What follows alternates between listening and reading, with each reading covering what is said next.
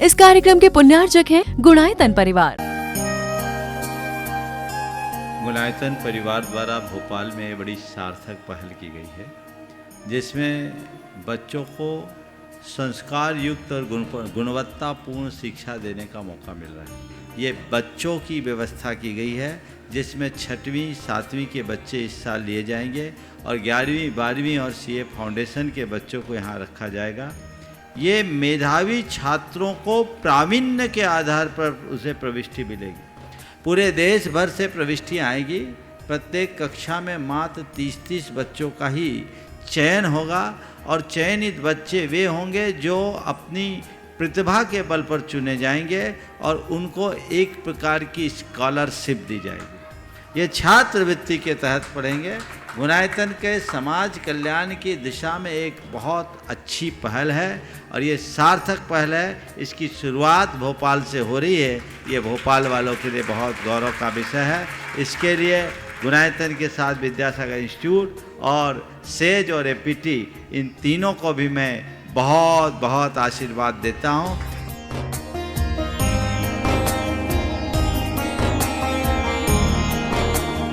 एक आदर्श और व्यवस्थित दिनचर्या का लक्ष्य प्राप्ति में बहुत बड़ा योगदान होता है।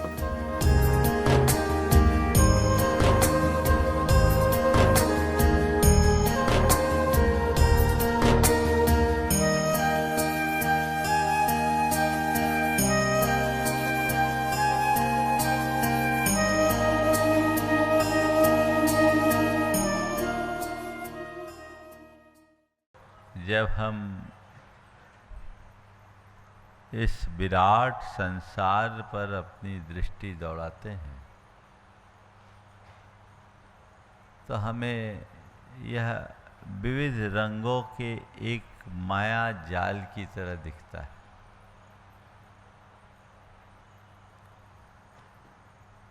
कभी हमें बहुत खुशी दिखती है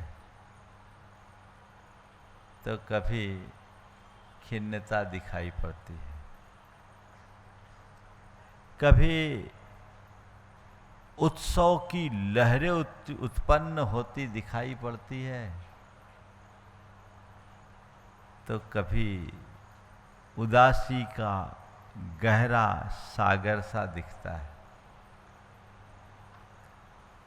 कभी आह्लाद दिखता है तो कभी अवसाद दिखता है। कभी सुख दिखता है तो कभी दुख दिखता है। ये परिवर्तन होता रहता है और कई बार हमारे मन में गहन हताशा, निराशा या उदासी के भाव छा जाते हैं। आखिर ये उदासी है क्या? आज मुझे उसकी ही बात करनी है। अपने जीवन चक्र को देखें।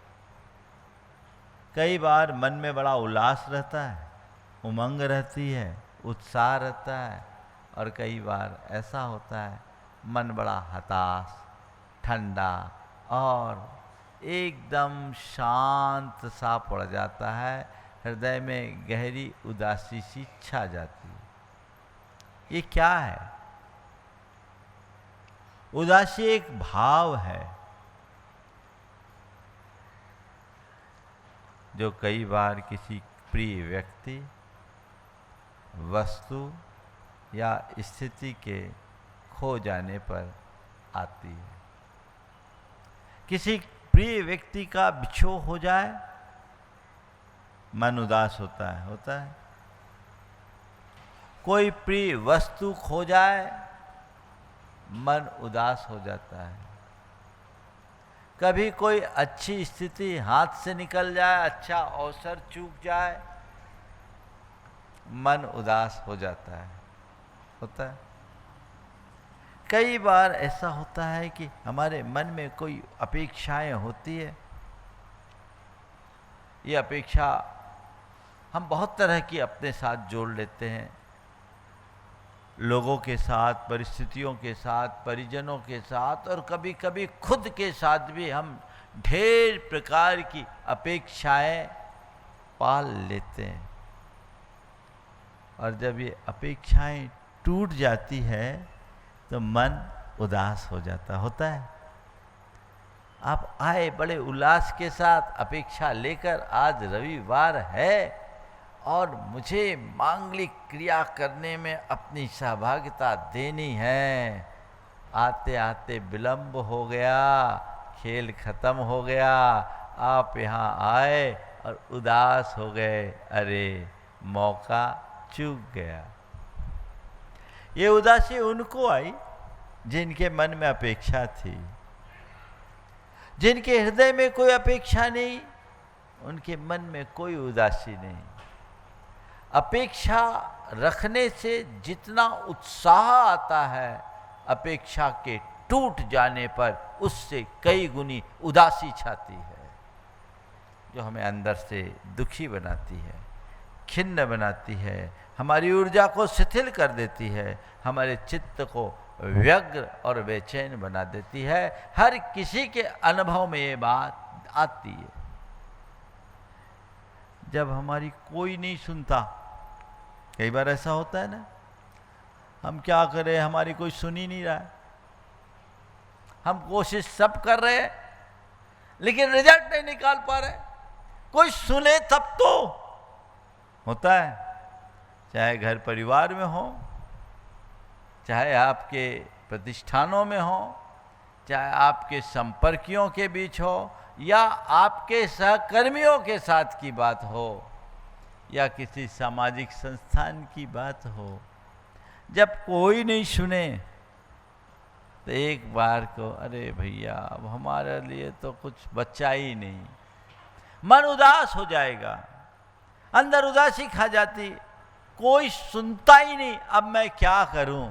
होता है कभी कभी भीतर से खालीपन महसूस होने पर, सब चले गए, घर में कोई नहीं, या और कोई कारण आया। कई बार ऐसा होता है जब व्यक्ति अंदर से अपने आप को बिल्कुल खाली खाली सा महसूस करता है, और जब जब ऐसा खालीपन महसूस होता है, मन में उदासी आती है।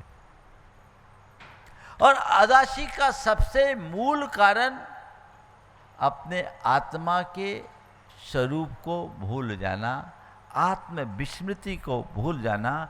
आत्म स्वरूप को भूलकर बाहरी चीज़ों में जब हम आनंद खोजने लगते हैं तो हमारे मन में उदासी आती है।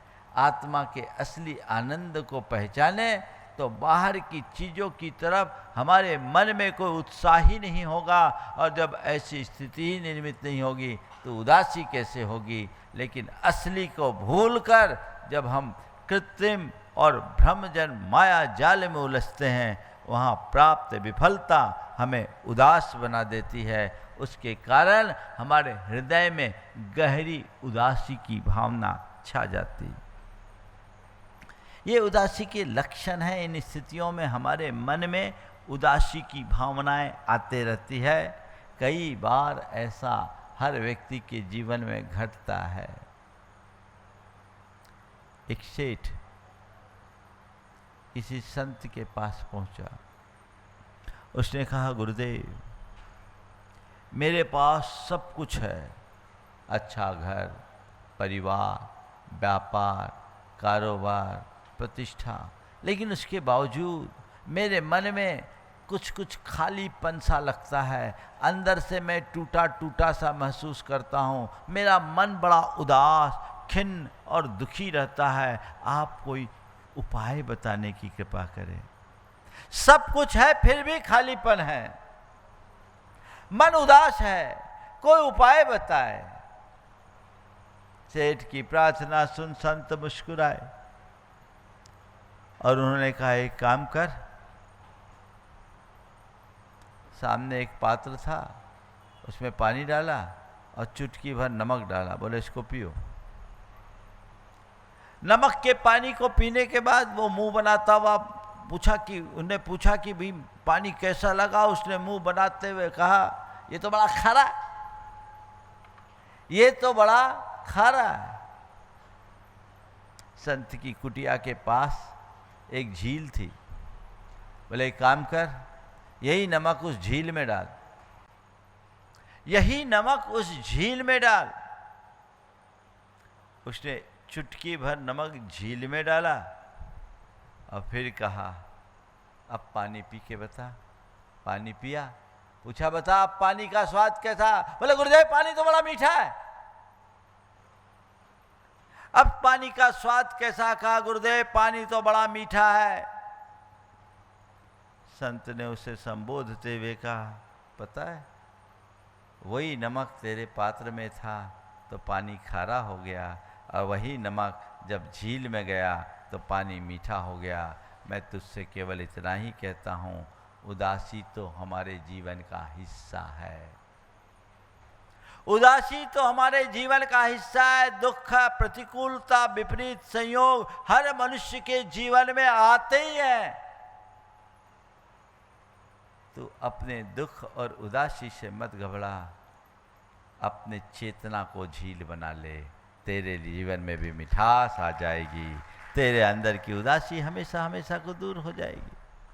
तो सोचता है कि मेरी परिस्थितियां बदल जाए तो मैं प्रसन्न होऊंगा, न भूतो न भविष्यति। परिस्थितियों के बदलने से उल्लास उत्पन्न नहीं होता, मन स्थिति बदलते ही मन में उत्सव छा जाता है। अपनी मानसिकता को बदलो, अपनी चेतना के स्तर को व्यापक बना लो। यदि हमने अपनी चेतना के स्तर को व्यापक बनाने की कला सीख ली तो फिर मन कभी उदास और हताश नहीं होगा, अपितु विषम से विषमतम परिस्थितियों में भी मन में आनंद भरा रहेगा। जीवन के मर्म को समझने वाला व्यक्ति कभी उदास नहीं होता। जीवन की वास्तविकता को जानने वाला व्यक्ति कभी दुखी नहीं होता। आत्मा के स्वरूप को पहचानने वाला व्यक्ति कभी परेशान नहीं दिखता। उसके चित्त में हर पल एक अलग प्रकार की प्रसन्नता और उल्लास के भाव दिखते हैं। वो अपना जीवन जीता है आनंद के साथ, प्रसन्नता के साथ। संत कहते हैं तुम्हें जीवन मिला है तो इस जीवन को जियो, अच्छे से जियो, जीवन का लुत्फ उठाओ, जीवन का रस लो, जीवन का आनंद लो, उदासी के साथ नहीं, उमंग और उल्लास के साथ। जीवन की स्थिति को जाने, पहले हम जाने कि इसका कारण क्या है। कारण क्या है? उदासी का सबसे बड़ा कारण है मोह।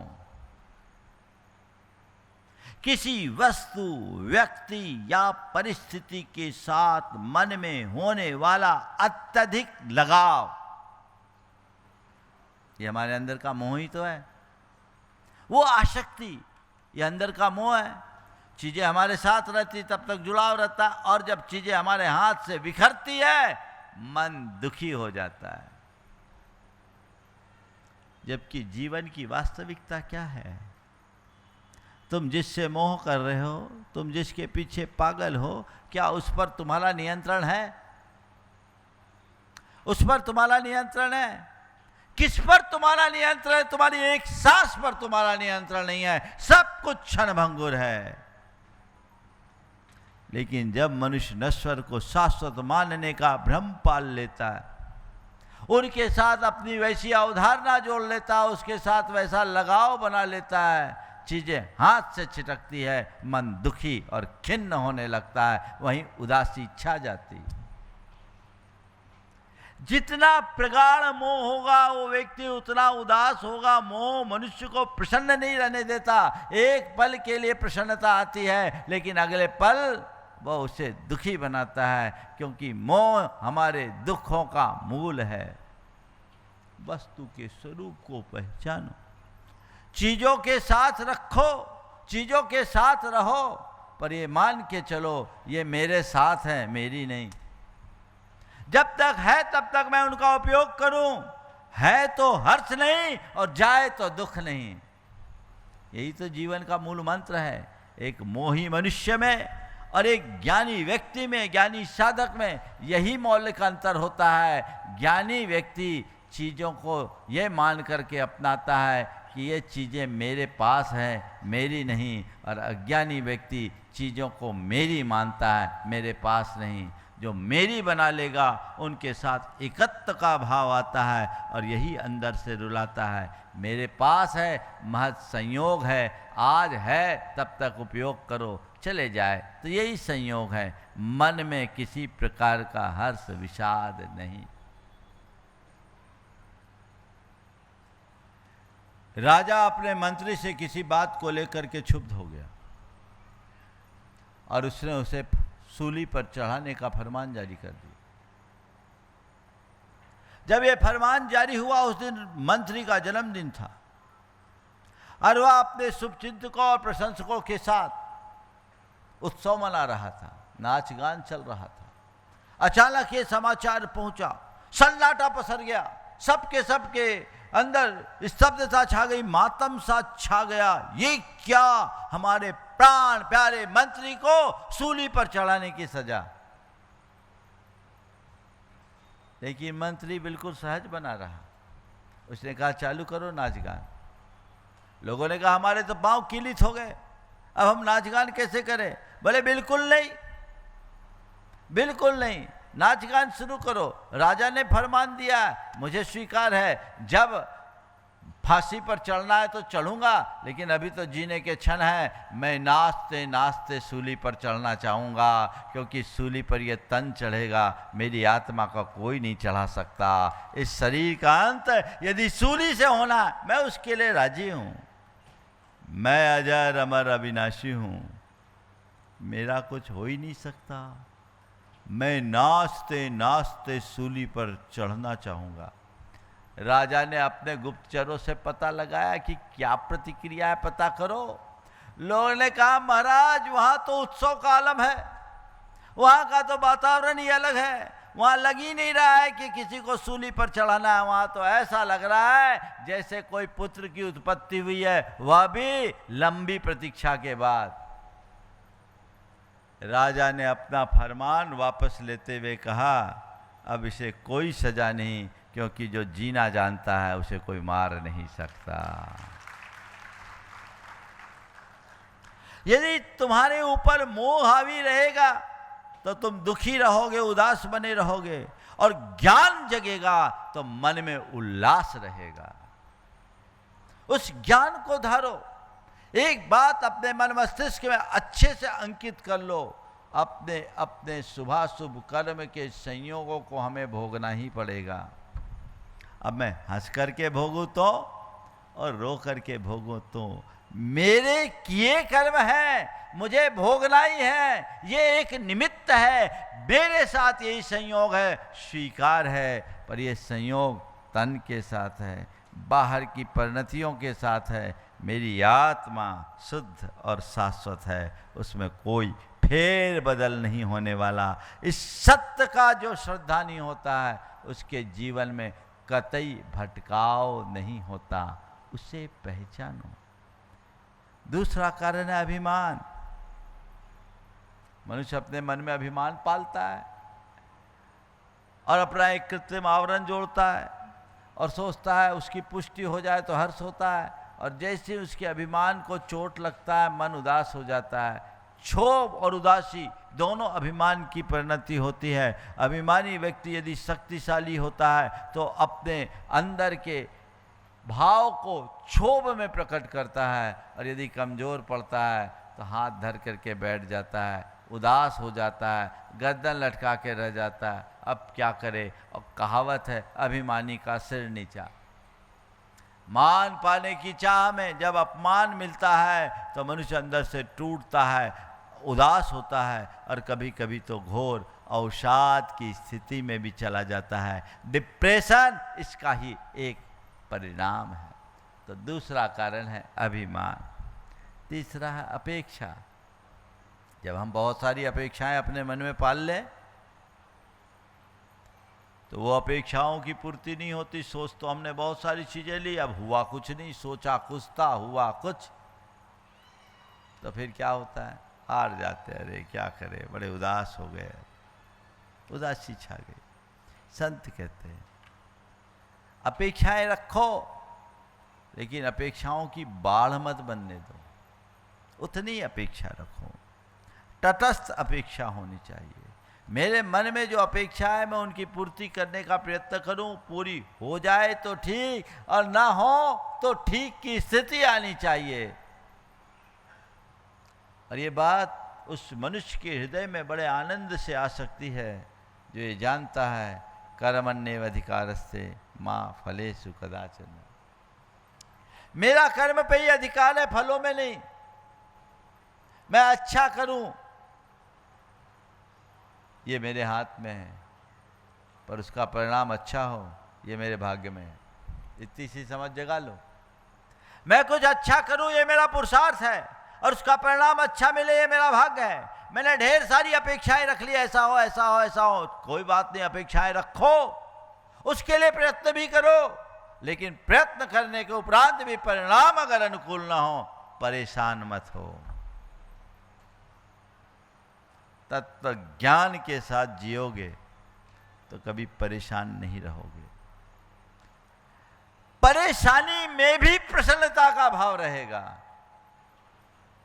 और जो तत्व ज्ञान से शून्य है वे अनुकूलता में भी उदास बने रहेंगे, वो रोना ही रोते रहेंगे। कई लोग ऐसे होते हैं, सब कुछ अच्छा है फिर भी रोते हैं। अपेक्षाएं ज्यादा पाल ली। किसी से भी अपेक्षा पालोगे रोते रहोगे। और कभी कभी तो बड़ी हास्यास्पद स्थिति हो जाती।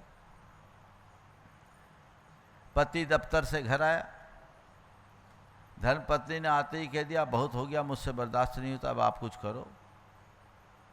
बहुत हो गया, मुझसे बर्दाश्त नहीं होता, आप कुछ करो। बोले क्या हो गया, क्या बर्दाश्त नहीं होता, क्या करने की बात कर रही हो? बोले कह दिया ना, अपना ये 10,000 रुपया महीना वाला फ्लैट अच्छा नहीं है। 10,000 रुपये महीने वाला फ्लैट अच्छा नहीं है। मेरी सारी सहेलियां 20-20 हजार रुपये महीने वाले फ्लैट में रहती हैं। अपने को फ्लैट बदलना है। पति ने समझाया, अपना फ्लैट अच्छा है, काम का है, ठीक है, अपन रह रहे हैं और अपनी आमदनी भी इतनी है, अपने हिसाब से, अपने इनकम के हिसाब से ठीक है। बोले कैसे भी आप अपनी इनकम बढ़ाओ, मैं इस घर में नहीं रह सकती, क्योंकि जब मैं अपनी सहेलियों के पास जाती हूँ उनसे नजरें नहीं मिला पाती। अब पति बेचारा क्या करता? और मैं मानता हूँ कि जिसकी घरवाली ऐसी हो गई वो बेचारा ही होगा, उसके पास कोई चारा नहीं। और बेचारा क्या करे? ठीक 4 रोज बाद पति आया, दूर से ही आवाज लगाते हुए कहा जी सुनती हो? बोले क्या? बोले भगवान ने तुम्हारी सुन ली। अजी सुनती हो? बोले क्या? बोले भगवान ने तुम्हारी सुन ली। बोले क्या हम 20,000 रुपये महीने वाले फ्लैट में जा रहे हैं? बोले नहीं, मकान मालिक ने इसका ही किराया बढ़ाकर 20,000 कर दिया।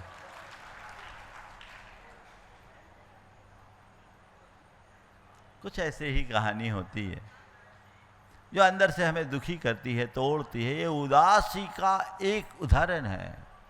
मन में अपेक्षाएं होगा। इसका चौथा कारण है अस्वीकार का भाव। जब चीजें हमारे मन के विरुद्ध होती है और हम उनको स्वीकार नहीं कर पाते, मन उदास हो जाता है।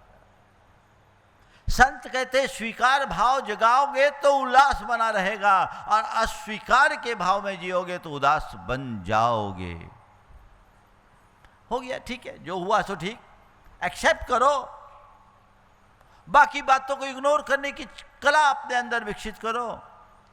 जीवन में आनंद ही आनंद होगा। कुछ भी उल्टा पुल्टा होता है, मन उसको एक्सेप्ट नहीं कर पाता, अस्वीकार करता है। तो जब स्वीकार नहीं करते तो अस्वीकृति में फिर मन टूटता है, मन टूटता है। हमें कोई एक्सेप्ट नहीं कर रहा है ना। तो नॉन एक्सेप्टेंस जब बढ़ जाती है ना चीजों के प्रति भी, तो भी उदास, और हमें कोई स्वीकार न करे तो भी उदास। लोग मुझे स्वीकार न करे तो उदासी आती है, और हम व्यवस्थाओं को स्वीकार न कर पाए तो हमारे मन में उदासी आती है। ये उदासी का एक बड़ा कारण है। उदासी का सबसे महत्वपूर्ण कारण है आत्मा, अपने आत्मविस्मृति। वो मनुष्य सदैव दुखी रहता है जो अपने आत्मा के असली आनंद को भूलकर बाहर की चीजों में सुख तलाशता है, आत्मा के स्वरूप को भूलकर बाह्य पदार्थों में मुग्ध होता है, उसका जीवन सदैव दुखी ही बना रहेगा। संत कहते हैं अपने आत्मा के स्वरूप को पहचानो, जानो, उसमें डूबने का प्रयास और पुरुषार्थ करो। अगर उस आत्म तत्व को, उस आत्मा की सत्ता को ठीक रीति से पहचान जाओगे तो फिर तुम कभी दुखी नहीं होगे, क्योंकि तुम्हें पता लग जाएगा जो मैं हूँ वो शुद्ध, बुद्ध, नित्य और शाश्वत आत्मा हूँ, अजर, अमर, अविनाशी हूँ, न कुछ बनने वाला है न बदलने वाला है। असली आनंद मेरे भीतर है, बाकी बाहर तो केवल बाहर है। एक महिला एक ज्योतिषी के पास पहुंची और बड़े दुखी मन से कही, पंडित जी मैं बहुत परेशान हूँ, आप मुझे कुछ उपाय बताएं। मैं बहुत परेशान हूँ, आप मुझे कुछ उपाय बताएं। पंडित जी ने कहा, भाई क्या उपाय चाहते हो, तुम किससे परेशान हो? बोले मेरे मन में बड़ी उदासी रहती है, मेरे मन में बड़ी उदासी रहती है, आप कोई उपाय बताओ। पंडित जी ने कहा ठीक है उपाय तो बताता हूं, तुम किसकी कुंडली दिखाना चाहते हो? तुम किसकी कुंडली दिखाना चाहते हो? कुंडली दिखाओ तो मैं बताऊं। बोले मुझे और किसी की कुंडली नहीं, मुझे तो उदासी की कुंडली देखनी है। किसकी कुंडली देखनी है? उदासी की। पंडित जी ने कहा अरे उदासी की कौन सी कुंडली? उदासी ना कोई ग्रह है न नक्षत्र है, उदासी की कोई कुंडली नहीं, ये तो तुम्हारी मन की परिणति है। ध्यान रखने की बात है, कुंडली के परिवर्तन से उदासी नहीं बदलती, दृष्टिकोण के परिवर्तन से उदासी उल्लास में परिवर्तित हो जाती है। अपने दृष्टिकोण को बदलो, अपने भाव को बदलो, अपने विचारधारा को बदलो तो जीवन में व्यापक परिवर्तन घटित हो सकता है। आत्मबोध इसका सबसे सबल आधार है। जिसकी दृष्टि आत्मा पर है वो कभी भी किंचित भी विचलित नहीं होता, उसको हर स्थिति में मस्ती रहती है, आनंद। ठीक है, जो है सो है, और इसी में तो जीने का मजा है। थोड़ी देर के लिए विचार करो, हाँ, जो दुखी होते हो किस वजह से होते हो? अगर अपने दुखों का विश्लेषण करोगे तो पाओगे बाहरी कारणों से दुख कम होता है, भीतरी भावों से हम ज्यादा दुखी होते हैं। होता है, ये अंदर की दुर्बलता है, वो हमें दुखी करता है। अगर हम अंदर से मजबूत बन जाए तो सब प्रकार की प्रतिकूलता में भी प्रसन्नता की अनुभूति की जा सकती है। और जो अंदर से कमजोर रहेगा वो अनुकूलता में भी परेशान रहता है। अंदर से मजबूती मिलती है किसके बल पर? आध्यात्मिक चेतना के बल पर। अपने अंदर अध्यात्म का भाव जगा, और भावना योग हमारे हृदय में वैसे ही आध्यात्मिक चेतना का संचार करता है।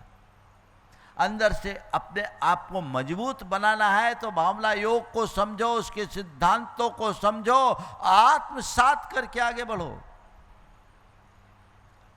सुबह उठकर के भावना योग का पहला चरण प्रार्थना का है।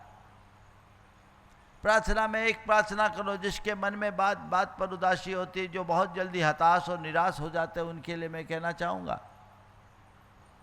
सुबह उठो, प्रभु को धन्यवाद दो, अपनी तरफ से कृतज्ञता प्रकट करो और कहो हे प्रभु, मेरे हृदय में सदैव उमंग और उत्साह बना रहे, मैं अपने जीवन को एक उत्सव की तरह जी सकूं, मेरे चित्त में उल्लास और आनंद भरा रहे, मैं हर पल प्रसन्नता और आनंद के साथ जी सकूं, मुझे ऐसी दृष्टि दो, मुझ में ऐसी शक्ति दो। बार बार इसे दोहराए, इसे दोहराएंगे, ये प्रार्थना सचेतन प्रार्थना होगी।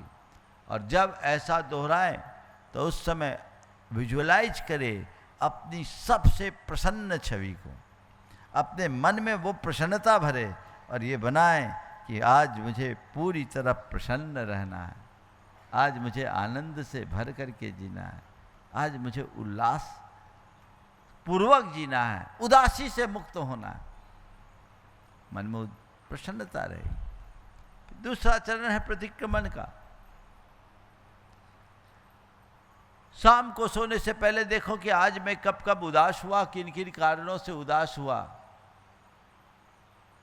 जिन जिन स्थितियों में उदास हुआ, जिन कारणों से उदास हुआ, उनको सामने रेखांकित करो और ये तय करो यहाँ उदास होने जैसा कुछ है ही नहीं, ये मेरे मन का अज्ञान था। हे प्रभु, मैं अपने इस परिणाम की निंदा करता हूँ और आज से उनका परित्याग करता हूँ। अपने मन में एक संकल्प लेता हूँ कि अब मैं उत्साह और उमंग के साथ जीऊँगा, अपने उल्लास को खंडित नहीं होने देगा और अपने जीवन को आगे बढ़ाऊँगा। मैं अपने आप से क्षमा मांगता हूँ, औरों से क्षमा मांगता हूँ। न मैं खुद उदास रहूँगा, न किसी को उदास बनाने की कोशिश करूँगा।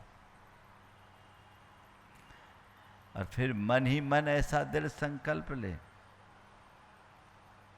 कि आज मुझे आनंदित रहना है, मुझे प्रसन्न रहना है, मुझे पूर्ण उत्साह और उल्लास के साथ जीना है, मुझे आज के इस दिन का उमंगों से भरकर स्वागत करना है। अपने अंतरंग में ये बात यदि हम भरने लगेंगे तो आपके मन का उत्साह अभंग रहेगा, वो बना रहेगा, कायम रहेगा, मंद नहीं पड़ेगा। आपको ये ट्रीटमेंट देना होगा, बिना किए कोई परिवर्तन नहीं होगा। उसके लिए अतिरिक्त प्रयत्न की जरूरत है। बच्चे पढ़ाई करते करते कई बार अच्छा परिणाम नहीं आता तो उदास हो जाते हैं। उनको नहीं, उदास होने से तो और परिणाम बिगड़ेगा। जब प्रयास करने के बाद परिणाम नहीं आया तो उदास होने से क्या कोई अच्छा परिणाम आएगा? और बिगड़ जाएगा। नहीं, मुझे उत्साह नहीं हो रखा, उदास नहीं होना, दुगने उत्साह के साथ अपना काम करना है। अपने उत्साह को खंडित नहीं होने देना, उमंग को बढ़ाए रखो। भावना योग इसमें सहायक होगा। और फिर एक ऐसी सामायिक अपने आत्मा के शुद्ध बुद्ध स्वरूप को ध्यान में रखते हुए, मैं शुद्ध हूँ, मैं बुद्ध हूँ, मैं नित्य आत्मा हूँ, मैं शाश्वत आत्मा हूँ, मुझ में ऊर्जा है, उमंग है, उत्साह है, मैं उत्साहित हूँ, मैं सौम्य हूँ, मैं ऊर्जावंत हूँ। ये भाव अपने अंदर आए, जीवन की धारा बदलेगी। ऐसी विचारधारा हमें एक नई दिशा देती है। एक रोज की एक साधना पत्रक बनाए, लिखिए। लिखने से भी बड़ा परिवर्तन आता है। ये भी भावना योग का एक हिस्सा है। साधना पत्रक, प्रार्थना, मैं आत्मा हूँ, आनंद स्वरूप हूँ और ये जो दुख है वो क्षणिक है, वो नष्ट हो जाएगा। मेरा स्वरूप शाश्वत है। हे प्रभु, मैं हर पल आनंदमय रहना चाहता हूँ, मैं सुख और प्रसन्नता से जीना चाहता हूँ, मैं उल्लास और उमंग से भर करके जीना चाहता हूँ। ये प्रार्थना अपने अंदर होनी चाहिए। प्रतिक्रमण के रूप में आप लिखिए, दिन भर की भावनात्मक प्रतिक्रियाओं का लेखा जोखा करें। कहाँ कहाँ मैं गड़बड़ाया, ये लेखा जोखा करने से आप अपने अंदर की दुर्बलताओं को पहचान पाएंगे, कारणों की पहचान होगी और ये आपके जीवन में बदलाव लाएगा। तीसरे चरण में अपने संकल्पों को दृढ़ करें, प्रत्याख्यान करें। अब मैं उल्लास से भरकर जीऊँगा, आनंदित रहूँगा और उमंग से युक्त रहूँगा। और फिर सामायिक बहुत जरूरी है। अपने आप को ऊर्जावान बनाने के लिए अपने आत्मा स्वरूप का चिंतन, और ये सब चीज़ें भावना योग के 4 चरणों में आ जाती है। आप कुछ मत करें।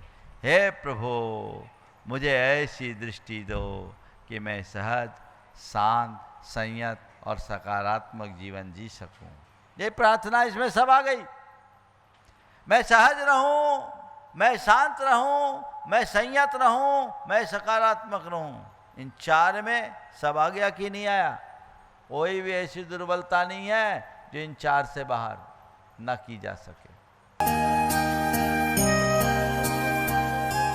गुणायतन परिवार द्वारा भोपाल में बड़ी सार्थक पहल की गई है, जिसमें बच्चों को संस्कार युक्त और गुणवत्तापूर्ण शिक्षा देने का मौका मिल रहा है। ये बच्चों की व्यवस्था की गई है, जिसमें 6वीं 7वीं के बच्चे इस साल लिए जाएंगे और 11वीं 12वीं और सीए फाउंडेशन के बच्चों को यहाँ रखा जाएगा। ये मेधावी छात्रों को प्रावीण्य के आधार पर उसे प्रविष्टि मिलेगी। पूरे देश भर से प्रविष्टियाँ आएगी। प्रत्येक कक्षा में मात्र 30-30 बच्चों का ही चयन होगा और चयनित बच्चे वे होंगे जो अपनी प्रतिभा के बल पर चुने जाएंगे और उनको एक प्रकार की स्कॉलरशिप दी जाएगी। ये छात्रवृत्ति के तहत पढ़ेंगे। गुणायतन के समाज कल्याण की दिशा में एक बहुत अच्छी पहल है और ये सार्थक पहल है। इसकी शुरुआत भोपाल से हो रही है। ये भोपाल वालों के लिए बहुत गौरव का विषय है। इसके लिए गुणायतन के साथ विद्यासागर इंस्टीट्यूट और सेज और एपीटी, इन तीनों को भी मैं बहुत बहुत आशीर्वाद देता हूँ।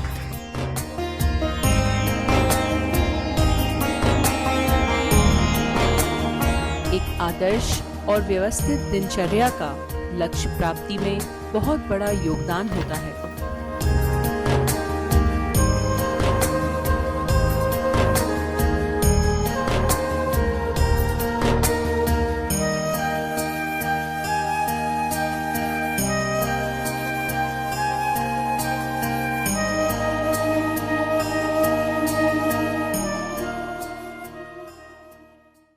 इस कार्यक्रम के पुण्यार्जक थे गुणायतन परिवार।